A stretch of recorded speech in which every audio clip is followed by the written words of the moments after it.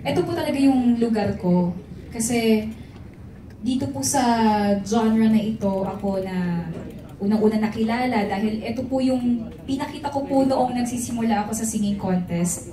Talagang, kumbaga, ito na po yung parang naging masterpiece ko po, kumbaga.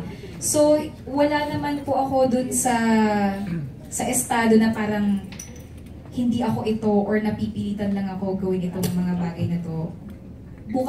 Bukal po sa loob ko kung ano man po yung pinapagawa sa akin na klase ng mga performances ngayon. Dahil ito naman po talaga yung ano ko ba maano yung ma-explain? Kumbaga, ito talaga yung ano ko, Interpretation. dito po talaga ako. Tsaka as an artist po siguro, narating po talaga sa point na gusto mo mag-explore kung ano pa ba yung tunog na pwede mo may offer sa tao. Kasi po medyo pangit din ako kung paulit-ulit na hindi po yung naririnig ng tao sa'yo. So, hindi mo po masama kung one time, magbigay ka rin ng bagong flavor sa mga tao para magulat sila na, wow, kaya niya pala to. Okay pala to. So,